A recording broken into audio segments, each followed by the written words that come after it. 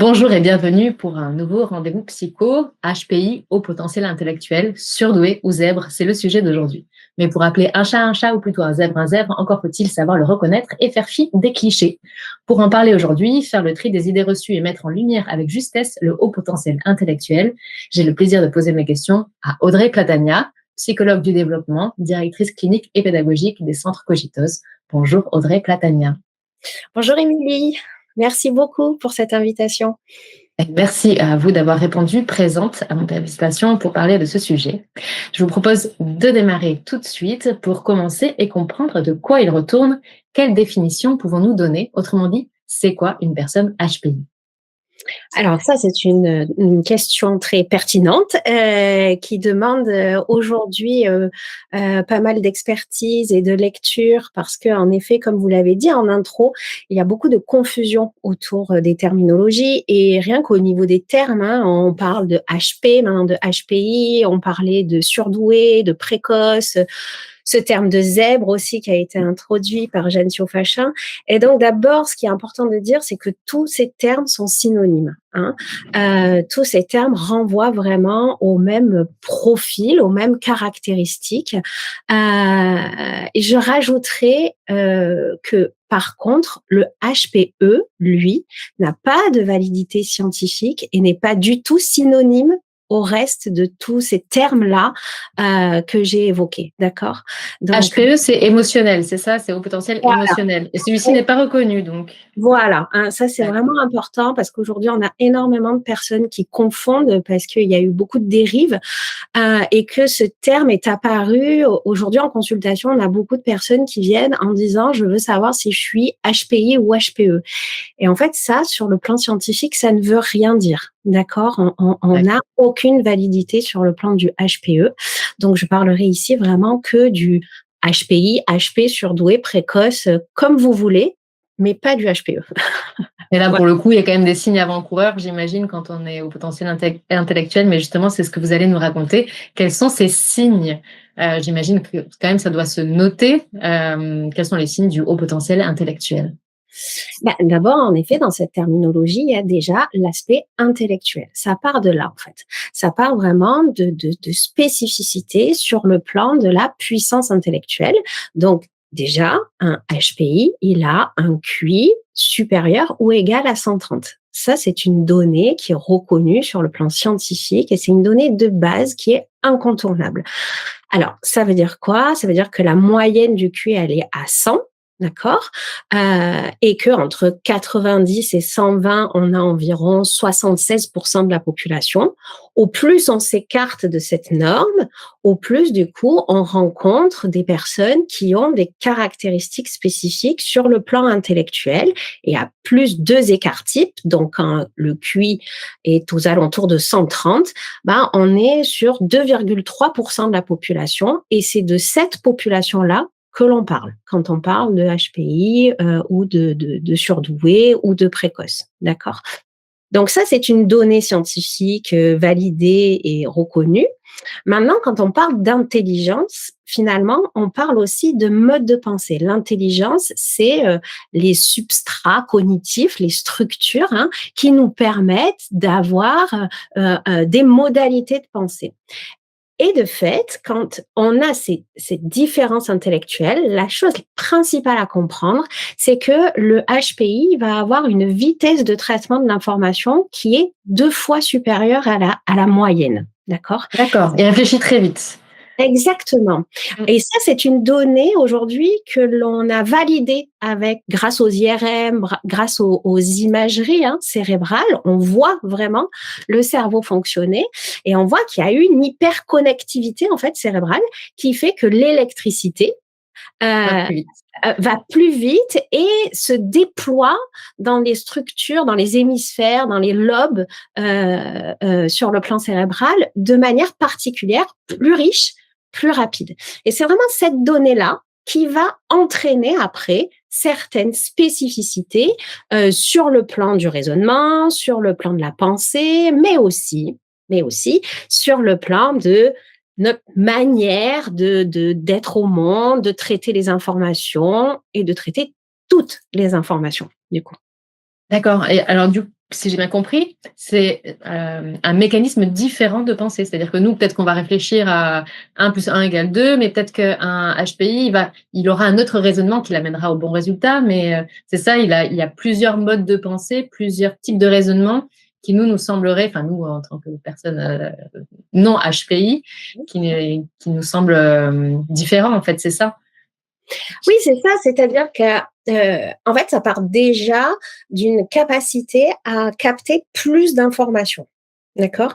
Il y a, cette capacité, cette hyperesthésie qui fait que la personne HP va capter, ne va très peu inhiber d'informations dans son environnement. Donc il va capter beaucoup plus d'informations et après, sur le plan électrique, il va traiter, c'est-à-dire faire des liens entre ces Mmh. informations de manière plus riche et plus rapide. Donc en effet, ça aboutit à un mode de pensée qui se déploie. Alors Jeanne Thiault-Fachin a employé le terme d'arborescence pour illustrer ce propos. Hein. Ça se passe pas comme ça, on voit pas d'un coup un arbre s'allumer dans la tête. Hein. Mais L'arborescence, pardon, c'est quand on pense à quelque chose et puis c'est entre une autre pensée, une autre pensée, une autre voilà, pensée. voilà. Mais c'est vraiment une image qu'elle a donnée pour illustrer ces modalités de pensée plus rapides, plus d'informations, plus riches. Voilà. Donc c'est vraiment ça la spécificité, si on devait en donner qu'une. En tout cas, c'est elle qui est au nœud, c'est elle qui est vraiment au centre de ce fonctionnement-là. D'accord. Alors, vous le disiez, c'est seulement un peu plus de 2 de la population qui est HPI. Quand et comment détecter sérieusement un HPI? Alors, il y a beaucoup de choses qui circulent, sur le HPI et quand on va sur internet, quand on lit des choses, on trouve des espèces de listes comme ça, de signes, qui doit alerter, la personne et qui dit: «Oh là là, je reconnais, mon enfant, je me reconnais dans le HPI» et cetera. Et d'ailleurs, est-ce important de le savoir et qu'est-ce que je fais de l'information, en fait? C'est ça aussi. Oui, alors, il y a plusieurs questions là. Je vais traiter la première. Heu Ces signes, en fait, il faut vraiment penser que c'est toujours le haut de l'iceberg. Vous savez, l'iceberg, il y a la partie visible et il y a la partie invisible. Donc, quand on va observer des signes comme un enfant qui pense beaucoup, je suis assailli de pensée, ou cette fameuse hypersensibilité dont j'imagine qu'on va parler, ou un enfant qui s'ennuie à l'école, ou un enfant qui est sensible à l'injustice. Enfin, on trouve beaucoup, beaucoup de choses comme ça. Ce qui est très important de dire, c'est que ce ne sont que des observations. Ce sont que des signes, en fait, qui doivent alerter. Je dis pas qu'il faut pas en tenir compte. Au contraire, hein, c'est des signaux. Il faut vraiment en tenir compte. Ça veut dire, en tout cas, qu'il se passe quelque chose et qu'il est vraiment important de faire un bilan psychologique parce que ce n'est qu'à partir donc de ce bilan psychologique, neuropsychologique, qu'on pourra vraiment déterminer si ça appartient à ce tableau-là ou si c'est autre chose. Parce que un enfant qui est débordé par ses émotions, ça peut être autre chose. Un enfant qui s'ennuie à l'école, ça peut être autre chose. Un enfant qui est en échec scolaire, ça peut être autre chose. En D'accord? tous les cas, il faut effectivement consulter si on détecte ce genre de problématique, mais ça n'est pas forcément rattaché au potentiel intellectuel. Voilà, il y a beaucoup en fait aujourd'hui de raccourcis et de biais de généralisation où à partir d'un signe, on va surinterpréter ce tableau-là, ce qui ne veut pas dire qu'il ne faut pas ignorer les signes. D'accord? Voilà. Et justement, à quoi faut-il être vigilant quand on parle des enfants? Parce qu'un adulte, bon, qui aujourd'hui peut effectivement avoir un peu du recul et se dire, tiens, effectivement, j'ai toujours ressenti peut-être un décalage. Là, l'adulte, lui, va aller faire la démarche. Mais pour l'enfant, à quoi faut-il être vigilant? Alors, on parlait de l'école, mais est-ce qu'il y a d'autres signes qui peuvent intervenir? Oui, vous parlez du sentiment de différence et de décalage. Je pense que c'est vraiment important. Les relations aux autres, le fait de se sentir à sa place, de se sentir tranquille. Bon, bien sûr, il y a le plan des apprentissages, mais il y a le plan plus global au niveau de la confiance en soi, au niveau de se sentir bien à sa place. Hein. C'est vrai que ce sentiment de différence et de décalage peut entraîner de vraies difficultés parce que là aussi, beaucoup vont l'interpréter de manière négative. Je suis différent parce que je suis moins bien que les autres. Moi, quand les autres disent ça, je réagis pas de la même manière, je ressens pas les mêmes choses. En fait, la principale difficulté, ça va être d'interpréter la différence en termes négatifs, en fait, ce qui va abîmer la confiance en soi et entraîner tout un système de croyances qui va entraîner la difficulté psychologique. Vous voyez, c'est pas parce qu'on est HPI qu'on est en difficulté psychologique, c'est parce qu'on est HPI et qu'on va interpréter cette différence de manière délétère que ça va entraîner des difficultés psychologiques. Vous voyez, il faut pas faire le raccourci. Oui, c'est bien plus complexe que ça.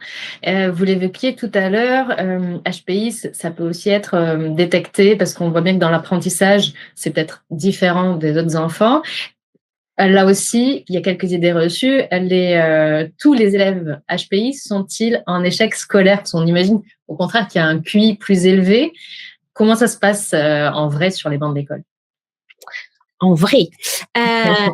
Alors, en vrai, en fait, c'est vrai qu'il y a eu beaucoup de mythes. Alors, en fait, d'abord, le mythe, c'était plutôt l'enfant HP, c'est le premier de la classe. Et maintenant, on assiste à un mythe complètement inverse qui dit l'enfant HP est un enfant en échec scolaire. Et en fait, là aussi, on fait des raccourcis. C'est-à-dire que, en effet, un haut QI, enfin, c'est pas ça, haut QI égale réussite scolaire, ça marche pas, d'accord. Mais d'avoir un potentiel intellectuel, ça donne des atouts sur le plan des apprentissages. D'ailleurs, les enfants, les personnes au potentiel ont une mémoire de travail et une mémoire à long terme qui est beaucoup plus conséquente. Ça aussi, c'est une donnée scientifique. Donc, forcément, ça emmène des atouts. Mais il y a plusieurs choses. D'abord, il peut y avoir des troubles d'apprentissage associés. Beaucoup, on sait aujourd'hui que beaucoup d'HP ont aussi un trouble des apprentissages. Donc, du coup, ça amène des freins sur le plan de l'apprentissage, mais aussi de manière intrinsèque à leur fonctionnement. Ce qui se passe, c'est que ces enfants-là ont du mal à conscientiser, je vais vous expliquer, à conscientiser ce qu'on appelle les stratégies métacognitives. Alors, les stratégies métacognitives, en fait, c'est la possibilité à pouvoir anticiper, planifier, réguler, corriger vos modalités de pensée pour pouvoir appliquer des stratégies, en fait, organiser des stratégies et pouvoir être efficace dans votre apprentissage. Donc, en fait, à l'école, il n'y a pas que l'intelligence, il n'y a pas que les instruments sur le plan des apprentissages. Il y a aussi votre capacité à les piloter, en fait.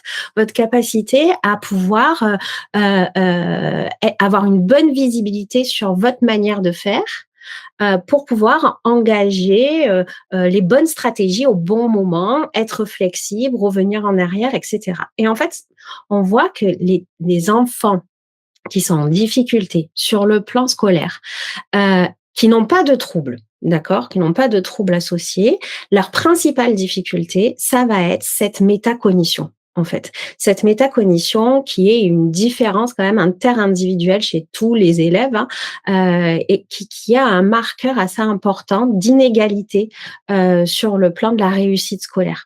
Et en fait, cette vitesse de traitement de l'information, si on en revient à elle, parce que c'est vraiment la base, cette vitesse de traitement de l'information fait que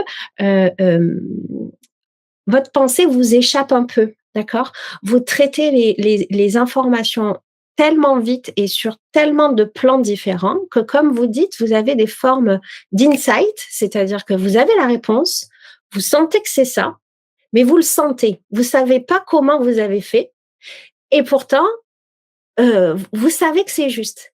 Et c'est ça qui va être compliqué. Difficile à maîtriser, surtout quand on est enfant, expliquer comment on est arrivé au résultat, mais quand on n'est pas capable. Voilà. Et c'est là où on a. Mais après, la métacognition, c'est quelque chose qui se travaille, c'est quelque chose qui s'apprend.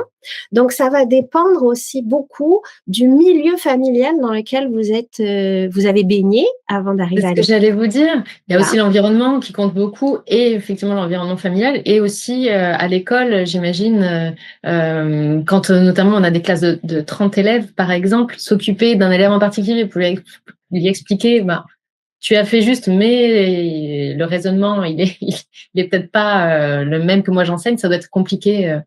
C'est ça, c'est Ouais. ça. C'est toute cette possibilité qu'on donne à un enfant d'avoir une visibilité sur ses modalités de pensée. Que ça soit en famille ou que ce soit des rencontres avec des professeurs, si ces enfants-là ont cette opportunité qu'on puisse les aider à éclairer leur manière de penser et le cheminement de leur pensée, ben c'est là en fait où va se trouver les plus grandes différences interindividuelles sur un enfant qui arrive plus ou moins bien à s'adapter aux attentes scolaires. Parce que justement, j'imagine que si on pousse un enfant HPI à rentrer dans on va dire dans le moule du système éducatif, en tout cas dans un raisonnement, c'est contre-productif, non? Par exemple, enfin, j'imagine qu'il aura du mal à s'adapter à ce type d'enseignement. Parce qu'en fait, il y a 2 étapes. Il faut d'abord lui permettre d'avoir une bonne visibilité sur comment il fait pour ensuite, il puisse, lui, apprendre d'autres modalités. Parce que la métacognition et tous ces principes de traitement plus séquentiels, plus en étapes de l'information, c'est hyper important de pouvoir en disposer à certains moments de sa Bien vie sûr. pour la résolution de problèmes. Voilà. Mais on peut pas mettre la charrue avant les bœufs. Ouais. Voilà. Et il a d'abord besoin d'être entendu, d'être compris, de comprendre pourquoi lui, il fonctionne comme ça, etc. Important ça. Ouais, ouais. Pour ensuite pouvoir entendre qu'il y a d'autres manières de faire et que dans les règles scolaires, dans le code scolaire, il est plus bénéfique mais ça ne veut pas dire que son fonctionnement est nul. Voilà.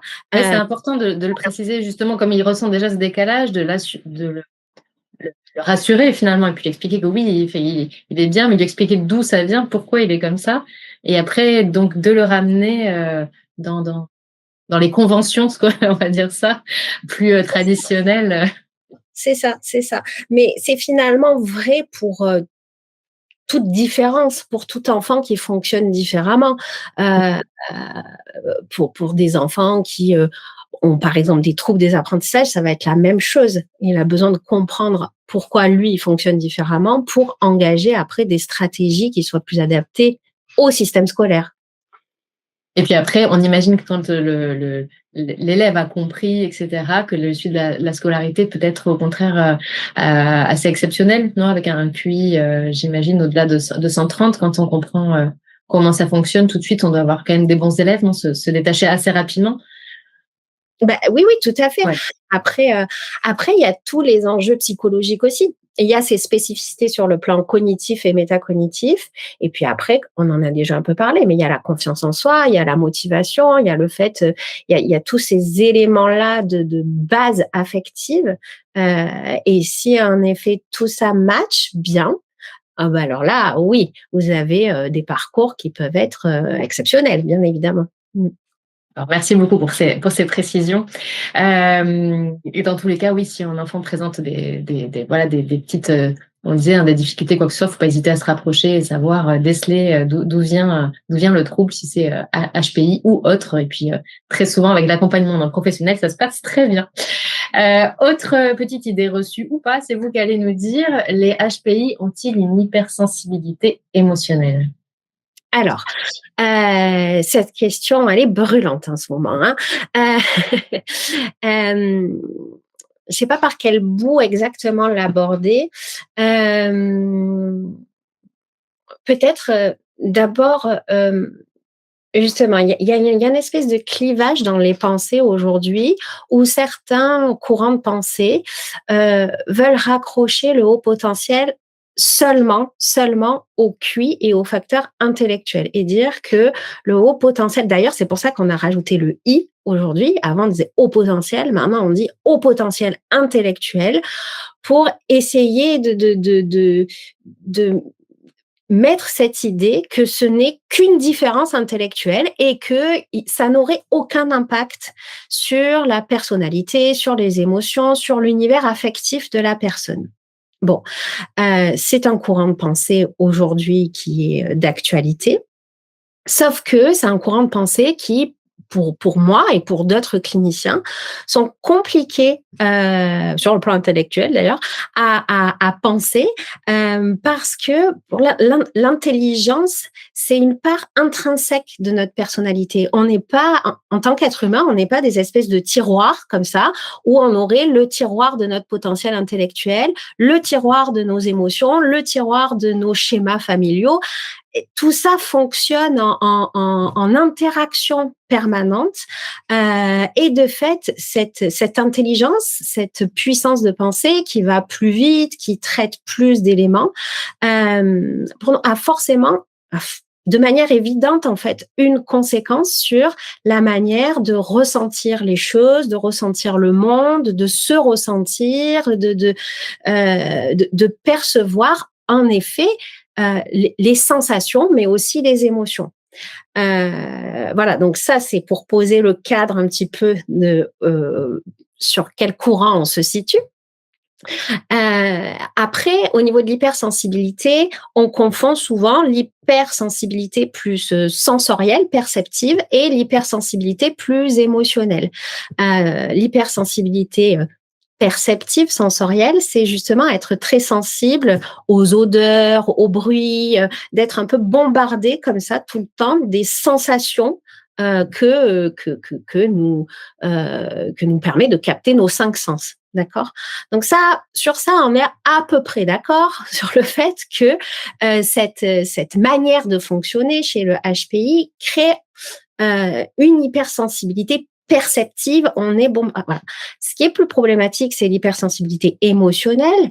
Voilà. Et moi, je suis plus dans un courant de pensée qui disent que l'émotion, en fait, c'est un autre format de stimuli, mais c'est quand même un stimuli. Et donc, du coup, au même titre, les personnes HPI vont être bombardées aussi d'émotions qui vont se conjuguer de manière plus vite, plus intense, plus rapide, et que de la même manière qu'ils traitent les informations cognitives, perceptives, eh bien, ils vont avoir affaire à traiter ces informations plus émotionnelles. Donc, du coup, oui, il y a une forme d'hypersensibilité émotionnelle qui est une caractéristique un peu intrinsèque de ce mode de fonctionnement-là. Ou c'est plus dans la régulation des émotions, si j'ai bien compris. Alors voilà, voilà, voilà, Non. voilà, mais si, Oui. mais vous avez raison parce que c'est une confusion qu'on a après, l'hypersensibilité émotionnelle et le dysfonctionnement de la régulation émotionnelle et on confond les 2. Et en effet, il y a toute une masse de population, enfin on peut rencontrer plein de gens qui ont des difficultés à réguler leurs émotions et qui du coup vont se dire hypersensibles sur le plan émotionnel, alors qu'en fait c'est au niveau de la régulation émotionnelle que c'est compliqué. D'accord? La régulation émotionnelle, c'est pas inné, en fait, ça s'apprend. C'est vraiment des structures corticales sur le plan du cerveau qui vont maturer, qui vont se développer avec le temps. Et puis, avec les gens que vous rencontrez, d'accord, ça va beaucoup dépendre des caregivers, des gens qui prennent soin de vous et qui vont vous permettre plus ou moins bien de développer ces structures de régulation émotionnelle. D'accord? Mais en effet, quand imaginons qu'on ait cette hypersensibilité émotionnelle, eh bien ça demande encore plus de possibilités de régulation émotionnelle. Mais on peut avoir pas du tout d'hypersensibilité émotionnelle, mais avoir de grosses difficultés de régulation émotionnelle, et du coup, on va se sentir tout le temps débordé d'émotions, mais c'est pas pour ça qu'on est hypersensible. Vous voyez Oui, mais ça valait le coup de repréciser effectivement ces notions-là. Et oui, parce que cette hypersensibilité, en fait, on va la retrouver dans beaucoup, beaucoup de tableaux. Vous voyez, on parle d'hypersensibilité chez le HPI, mais on va parler d'hypersensibilité chez le TSA, chez les troubles autistiques, d'hypersensibilité même chez les personnes qui présentent même un handicap mental, c'est-à-dire à l'autre bout de la courbe de Gauss, hein, les personnes qui ont finalement peu de ressources intellectuelles sont aussi hypersensibles parce qu'ils sont bombardés d'émotions, mais ils savent pas bien quoi en faire. Voilà, les réguler, les élaborer. On parle d'hypersensibilité dans des tableaux cliniques comme les bipolaires, comme les borderline. Enfin, on va retrouver ce terme qui va être un terme synonyme, alors qu'en fait, il est complètement différent selon le tableau dans lequel on se situe. Merci beaucoup pour ces précisions. La question suivante, c'était chaque personne est différente en règle générale et HPI n'est pas une maladie, on l'a dit. Je ne sais pas si on l'a dit, mais en tout cas, on le dit. On le dit. Alors, comme ce n'est pas une maladie, quand faut-il consulter, qu'on soit enfant ou adulte? Oui. Alors, on va consulter évidemment quand ça va pas.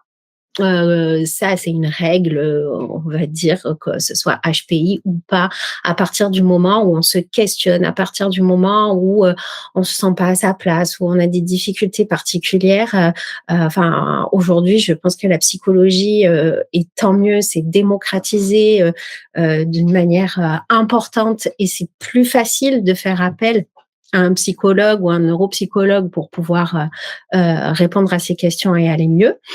Maintenant, voilà, il y a beaucoup de personnes qui disent ça va bien, mais j'aimerais bien savoir. Bon, bah là aussi, il y a plusieurs groupes, on va dire, là qui pensent que le bilan psychologique c'est réservé quand ça va pas et que sinon ça sert à rien de faire un bilan psychologique. Et oui, pourquoi pas, c'est vrai. Si on le vit très bien, pourquoi pas? Pourquoi pas, on peut vivre très bien toute sa vie sans savoir qu'on est HPI et tout va bien. Voilà. Maintenant, après, on peut penser le bilan psychologique comme une occasion particulière de se rencontrer quand il est bien fait, hein, le bilan psychologique, quand il n'est pas juste une espèce de mettre des cadres et des chiffres, tout ça, mais qu'il est psychologique, donc il va permettre d'avoir accès à une forme de carte de territoire de soi-même, mieux comprendre comment les choses s'impactent les unes aux autres, faire le point sur ce qui relève de mon passé, de mon histoire, qu'est-ce qui relève de mes potentialités, qu'est-ce qui relève de ma personnalité, qu'est-ce qui relève du plan intellectuel.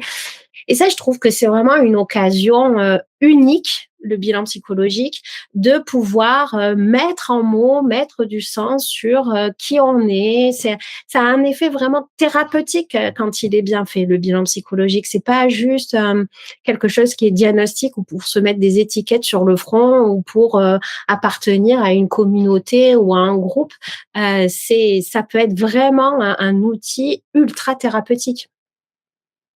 Et dans le cas de HPI, qui on va consulter? Vous me disiez un psychologue. Est-ce qu'il y a d'autres spécialistes qui sont, ou est-ce qu'il y a des spécialités justement dans les psychologues pour traiter ce genre alors on dit pas maladie, mais pour traiter ce genre de troubles ou de dons? Parce qu'on pourrait voir ça comme un don finalement, mais oui, c'est un profil, on va dire, c'est un tableau, c'est voilà. On parle d'identification, on ne parle pas de diagnostic. Alors, de toute façon, c'est le psy ou le neuropsy qu'il faut aller dans tous les cas, puisque sans bilan psychologique, finalement, vous pouvez pas savoir. Hein. Encore une fois, même si vous cochez plein de signes que vous disent je suis très empathique, je suis sensible à l'injustice, j'ai une lucidité sur le monde, je suis très intuitif, bim bam boum, je remplis toutes les cases, c'est bon, je suis HPI. Encore une fois, ceci ne constitue que le haut de l'iceberg et il n'y a que vraiment le bilan psychologique qui peut corroborer ces éléments et les analyser dans leur globalité. Donc la première étape, c'est d'aller consulter un psy ou un neuropsy. Voilà, après, c'est vrai qu'il existe énormément de professionnels, de coachs, de praticiens en tout genre aujourd'hui qui vont se dire spécialisés dans ce type de population et que il faut être très vigilant à qui vous allez consulter. Ne pas jamais faire des tests en ligne, d'accord? C'est ce que j'allais vous dire, on oublie tous les tests en Voilà. ligne et notamment, je crois qu'il y a effectivement aussi beaucoup d'arnaques autour de ça actuellement sur Internet, hein. Des faux tests payants. Voilà, c'est ça, c'est ça. Donc, on oublie tout ça parce que ça n'a aucune validité. Et aujourd'hui, il y a vraiment que le Whisk pour les enfants et la Vice pour les adultes, qui sont les supports psychométriques valides pour pouvoir faire des bilans psychologiques. Et donc, moi, je vous encourage dans une première étape vraiment d'aller voir un psy, un neuropsy et de faire un bilan valide avant de vous identifier trop vite et trop fort à cette population, au risque de réduire beaucoup votre compréhension de votre identité, de qui vous êtes. Et après, c'est tout un travail qui peut être laborieux où il faut se désidentifier pour pouvoir retrouver vraiment sa liberté, savoir vraiment qui on est. Donc, il y a un chemin prudent à faire autour de ça. Oui, faire des tests donc sérieux et puis aussi le but c'est effectivement si on est détecté au potentiel, c'est d'avoir un accompagnement par un professionnel qui aidera à comprendre le mode de fonctionnement et justement qui aidera un petit peu à optimiser le haut potentiel. Donc autant le faire sérieusement et aller voir un spécialiste qui pourra assurer ce suivi en fait. Voilà, toujours dans la nuance, c'est-à-dire le professionnel que vous allez voir, il faut faire attention que il tienne compte de vos spécificités, qui mettent pas, qui balayent pas, ah vous êtes HPI, mais bon, ça on s'en fiche, c'est pas ça qui est important. Si c'est important, parce que ça fait partie de votre décor intérieur, de votre théâtre intérieur, et donc c'est des éléments à tenir compte. Mais il faut faire attention à l'autre côté, des professionnels qui vont tout interpréter à travers ce filtre-là. Vous voyez, c'est comme une paire de lunettes. Ah, vous êtes anxieux, c'est parce que vous êtes HPI. Ah Ah, vous oui, n'êtes pas assez parce que vous êtes HPI. Ah, vous avez des problèmes de couple, c'est parce que vous êtes HPI. Ah, vous avez pas d'amis, c'est parce que vous êtes HPI. Donc, il faut faire attention à trouver des professionnels qui soient dans la nuance, c'est-à-dire qui tiennent compte de ces spécificités-là, mais qui ont aussi une perspective intégrative de votre complexité et qui tiennent compte aussi de votre parcours, de vos schémas de pensée, de vos systèmes de croyances, de plein d'autres éléments pour vraiment vous accompagner dans votre singularité. Ça, c'est vraiment important. merci beaucoup, c'était très clair et passionnant. Je trouve que c'est un sujet vraiment passionnant dans lequel je pense qu'on a encore beaucoup de choses à dire. Merci d'avoir partagé avec nous cette expertise. Et si vous-même, donc je le rappelle, hein, ou votre enfant présentait des signes de haut potentiel intellectuel et que vous vous posez des questions, ou que cela pose quelques difficultés dans le quotidien, ou encore l'apprentissage, il ne faut pas hésiter à se rapprocher d'un professionnel. Un professionnel, comme vous l'avez dit très justement, saura vous aider à mieux comprendre, à composer avec le fonctionnement qui découle du haut potentiel. Et un professionnel surtout saura vous apporter les clés pour mettre à profit cette particularité, peut-être ce don, en tous les cas ce haut potentiel. Il ne faut donc pas hésiter et demander les conseils d'un professionnel. Audrey Platania, vous proposez vous-même des consultations et vous formez d'ailleurs les spécialistes pour accueillir les questions liées au haut potentiel intellectuel. Comment vous contactez, vous ou l'un de vos centres Cogitose? Alors, oui, Cogiteuse, c'est toute une équipe de psychologues. Il y a plusieurs centres en France et à l'étranger. Vous pouvez aller directement sur le site internet en fait de Cogiteuse, hein, où vous allez retrouver toutes les informations, que ce soit les consultations dans les différents centres, les formations qu'on donne aux professionnels, et il y a également des cours pour tous, en fait, grand public, que vous allez retrouver sur ce site. Si vous souhaitez aller plus loin, voilà, vous pouvez aussi. Ah, il y a aussi des cours grand public, donc si on souhaite Oui, aussi approfondir ce sujet-là, bah, c'est très, tout à fait, voilà. c'est très intéressant. Vous aurez tous ces éléments sur le site, voilà.